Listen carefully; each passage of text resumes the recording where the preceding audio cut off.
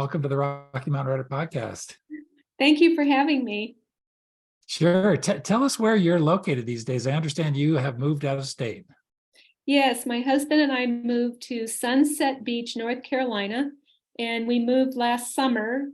But we miss Colorado. We wanted to get away from the snow and into the warm beach area, but we always will consider our home in Colorado.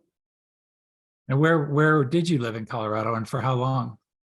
Well, we lived in Colorado for 40 years, and we started in Westminster, then raised our kids in Broomfield, and then we moved out to Brighton, and from there to North Carolina. Gotcha. And how long have you been around Rocky Mountain fiction writers? Joined in 2018 and went to my first writers conference, and it was the first one I ever went to, and it was, just fantastic. So really love those writers conferences. Will the distance from North Carolina prevent you from coming back for Colorado Gold this year? Since a lot of the events are still on Zoom, I haven't signed up yet, but I'm considering it because you can attend these things now from Zoom like we are right now. That's wonderful. I prefer in person, but yeah. I'm not sure. I haven't heard yet, but so you might be right. And I don't know, but I haven't heard for sure if they're going to do a lot of virtual events this year, Colorado Gold. So we'll find out. Yeah. We'll find out. Plans are coming together. Well, tell us how long. We got to talk about your two series, Cozy Mystery Series, but tell us in general, how long have you been writing? How long have you been interested in fiction? Is this something that has been something you pursued for a long time? Yes and no. I was a journalism major in college, and at the time I thought I would never be able to make a living as a journalist or a writer at all. So after college, I took a course in paralegal studies and worked as a paralegal for 30 years. While I was doing that, though, I wrote for paralegal magazines. So I've always written, but that was, of course, nonfiction writing. And I love to read cozy mysteries. And I got an idea for a cozy mystery, and I thought I'm gonna sit down and try to write this novel. So I wrote my first cozy mystery in 2013. And after I wrote it, that was the first in the Dinner Club series. After I wrote it, I realized I probably needed to take some writing classes, even though I had been writing nonfiction for so many years. So I started taking classes and learning how to revise and really polishing up that novel. So that was my first attempt at fiction writing. And what happened to that after you did the polishing? What happened? It was eventually published, and I won an award for that too. So that was pretty amazing. And I wrote 7 in the Dinner Club Murder Mystery series, and then I started the Tow Truck Murder Mystery series. And the 4th book will come out this fall. So Fourth book in the tow truck? Yes. Okay. Tell us what each series is about. Why don't you start with the Dinner Club series? What is that about? It's about an empty nester who is also a widow, and she wants to move on with her life. She's gone through a grieving process and her kids are gone, and she wants some excitement. So she joins a dinner club, but it's an exclusive dinner club, so she has to audition for it. At her first dinner club event, and she's quite nervous and making a gourmet meal, her housekeeper is found dead in her basement. So in order to be accepted into the dinner club, she has to solve the murder mystery. And it goes on from there. So she joins this dinner club, and they all become amateur sleuths along with her. So is it the same cast of characters from book to book? For that series, pretty much. Okay. And where are those stories set? Now that's set in Colorado. So just kind of a make-believe town. And familiarity since I know Yeah. the area so well. Do your characters change from book to book, or your main character change, or is it pretty episodic in terms of just here's another murder to solve and we get through that case? It's a little bit of both. Um, Usually in the series, the main character doesn't change a whole lot. But in this case, she starts dating, she enters the dating world and she has horrible experiences that just, hopefully are humorous also. And she just meets, she kisses a lot of frogs, we'll say.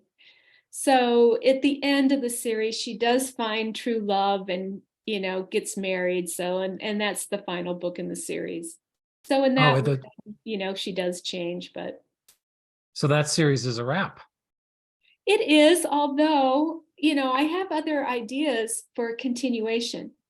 So her husband can come alongside of her and help solve murder mysteries.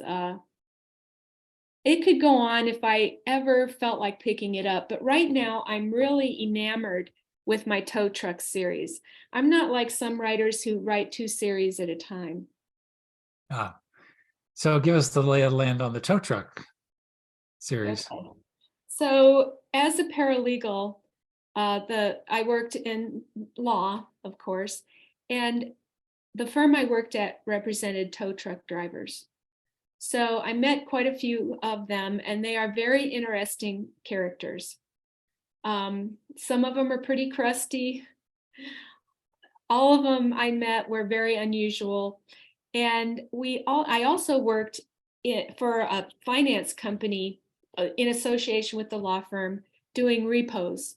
So I had both sides of it. I had to hire tow trucks to get the cars back for this finance company. And I also had represented tow trucks when they were in car accidents and things like that. One of the things I noticed that all of the tow truck operators I knew were men. They were also men of a certain age. They weren't young. I don't know if young men are not going into the business as much or if just the older men needed more legal representation. I don't know why that was. Coincidence, whatever. So I thought, what if the tow truck driver was a woman instead of a man? And what if she was young? And what if she was inexperienced? Because these tow truck drivers I met were all experienced. They could fix anything, any situation they were prepared for. And what if my protagonist was not that way, just the opposite of everything you would expect a tow truck driver to be? And that's where I came up with that series. Ah, interesting. Where is that series set? That's also Colorado, but I set it in a mountain town, a fictitious mountain town. Um, I just thought it would be fun to have her, have to haul cars off the side of the mountain and, deal with winters. Just seemed like a fun place to set a tow truck driver. And how does she become a investigator? What kind of murder cases happen to her or around her? Well, murderers often stash bodies in the trunks of cars. Mm, So, not in do they every now? case. Yes, they do. So, Yeah, not in every case, of course, in the books, but she stumbles across dead bodies. yeah. One of the things with amateur sleuths, it's always interesting to see how you deal with the fact that the actual police authorities should be or are investigating it while the amateur is poking around. And sometimes the police can shrug and say they don't think it was a murder or something like that. How do you deal with that? Well, she always has to have a reason to investigate. Yeah. So, in the first book, her ex-boyfriend is actually found in the trunk of the car that she just towed. She didn't know it was that his body was there until she tows the car to the impound lot. And so the police suspect her. So that's always a good reason for the amateur sleuth to investigate because she's under suspicion. But you can't use that every time. So you have to have a good reason for the next one.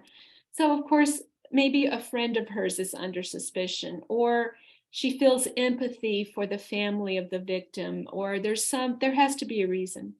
And usually the police are not very happy that she's poking her nose in, so there's conflict there. That creates interesting conflict a lot of times. You have the same police officers around from book to book? Yes. Yeah, yeah. And what's her name, by the way? We should probably work that in. Delaney Moran. And Gotcha. Yeah. I really did a lot of research on that name. I wanted an Irish name, and my grandfather was a flaming redhead, so I wanted a redhead. I never had red hair. Um, I wanted a redhead. I wanted her to be Irish. I wanted her to be named after her dad. So the reason she starts driving a tow truck in the first place is because a dad that she's never known, who her parents broke up years before, she didn't really know her dad, and he leaves her a tow truck. And his name is Dell, so the name is Dell's Towing. And she takes over the business as a way to try to get to know this dad that she's never known. Gotcha. Well, so there's a long-term kind of thread to these too. Yes. That's good. Yeah. Tell us about how you found your publisher. I take it was the same publisher for the Dinner Club mysteries as well as Tow Truck. Did you tell us about the process of finding the publisher and then getting that sort of okay to switch your series from Dinner Club to Tow Truck? Mm-hmm. Well, I went through the process that many writers go through trying to find an agent, and I queried for agents for about a year. Um, I had a lot of requests for full manuscripts, but I was never signed with an agent, and I'm very impatient. I like the process of writing, but the querying process is horrible, and I didn't enjoy that. So I thought someone told me query small publishers; they don't require agents, and that was something I had to learn. So I obtained a list of small publishers somewhere, and the Wild Rose Press was one of the very last ones on the list because they were listed alphabetically. And I thought I might have a better chance if I start at the bottom of the list rather than the top. So I queried the Wild Rose Press and one other that was also at the bottom of the list. And both of them got back to me right away offering contracts. So I didn't query any others. And then let me just ask you, had you sent the full manuscript? I can't remember what the process was. They have the same process that agents have. Some of them want the full, some Right. of them want, 10 pages. This is back in 2015. So it's been a while ago, but eventually they want the full manuscript and then they offer the contract. And so I did it backwards because at that point I thought, oh, I'd better research these publishers. So I got on some websites and queried several places to ask other other people what they thought of the publisher. I looked at their writers list to see who they published. I went through editors and predators, and I don't even know if that's still around. It was a website of years ago where people could, Right. put opinions in. And I figured out I wanted to go with Wild Rose Press. I was just lucky that I picked them because they've been a wonderful publisher for me, and I've now on my 11th book with them. Yeah. But if anybody is going to go that process, I would definitely recommend that they do their research first and probably figure out which small pub they really want to be published with and query that one first, because there's a good chance you will get a contract offer. So you want to pick the best first. And I just basically didn't do that. I just drew a name out of the hat, and I'm lucky that this is a good publisher. They've won awards. They've been wonderful for me. So I consider myself very lucky. When you say research, that what kind of research would you suggest would be a writer looking for a publisher should do? What should they look into? Well, definitely talk to other writers. Um, there are several forums you can go on to query other writers and ask what their experience is with the Wild Rose Press or any other press. And also look at the writers that are in their stable of writers and see if any of them are similar to what you write, um, how well their books sold, how easy it is to find their books, those kinds of things. And if you can even talk to another writer in that within that publisher and ask them what their experience is with their editor, things like that. Yeah, yeah, very good. That's very helpful. And does your publisher help you with marketing? Talk to us a little bit about that. Well, it's, typically publishers aren't helping with that anymore. And, No, yeah, I've heard even the big publishers don't. But they do offer uh, some help. So there's a lot of free classes once that you sign up with the Wild Rose Press. They give a lot of free marketing classes and advice, and everybody kind of finds their own way through that because not everything works for everybody. Um, you have to figure out what works for you, and they do offer a lot of help. They get you, with marketers. They get you on NetGalley. There's some things that they do help with. yeah, yep. Tell us about the appeal of writing cozy mysteries, Karen. What is the draw for you? Well, some people don't know what a cozy mystery is, so maybe I should start there. Sure, that's true. It's a amateur sleuth. The protagonist is an amateur sleuth, not a policeman, or it's not criminal law. Um, the setting is in a cozy small town, and there's usually a romance, but not always. The violence is off the page, and there's no language, so it's a very light mystery. And what drew me to it was that's what I like to read. It's very escapism, you know. You know that the crime is going to be solved at the end. And the friendships that develop through the series, the setting is always fun. So that's why I was drawn to him, and that's why I like to write him. Yeah, yep. Do you have any favorite cozy mystery writers you would recommend? Oh, there's so many good ones. I love MC Beaton. She writes the British cozy. Janet Ivanovich comes up as a cozy writer, and although she doesn't fit the definition totally, but if you're querying cozy mysteries, her name will come up, and I love her. There's so many good ones and those two are very different, Yeah. but they both have humor, and that's another part of cozy. Usually they have a little bit of humor in them. Does the humor come easy to you, or is that what is the hardest part for you of writing a cozy? What's the biggest challenge every time you start in?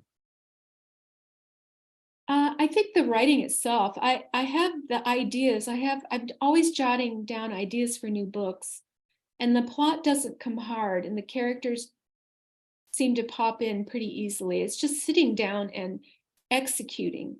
And my first draft is always bad, and everyone says that, and I don't believe it's true for other people as much as for me. But I really have to go through the revision because I just feel like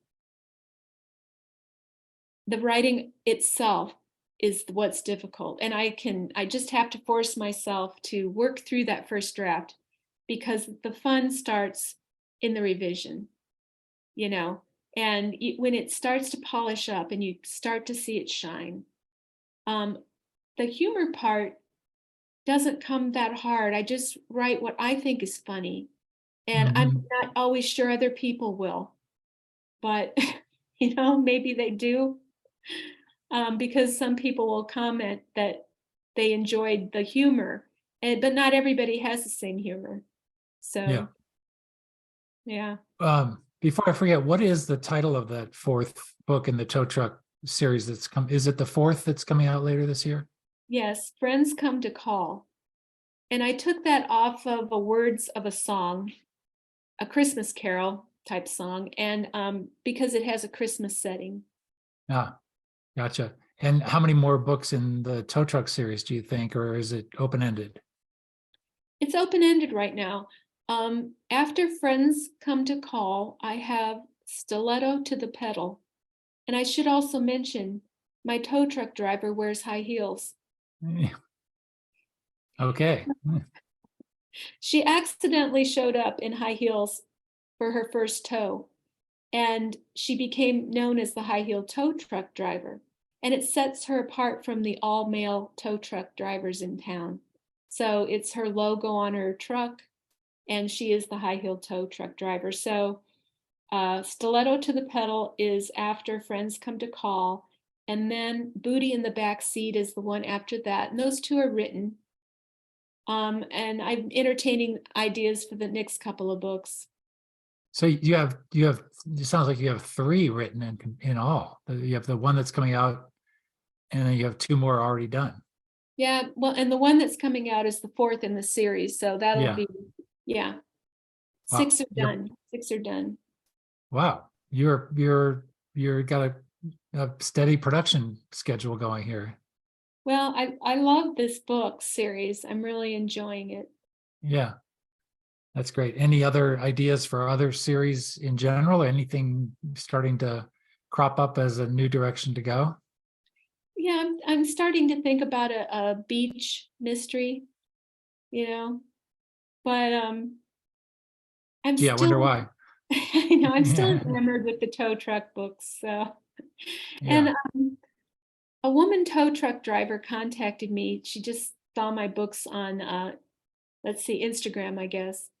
And so she's become a beta reader Huh. because she really helps me. I had to do a lot of research. I didn't drive a tow truck before. I knew tow truck drivers. I knew the legal part of the repo business, but there's so much more to it. And there is a lot to learn about operating a tow truck, and it's a highly dangerous profession.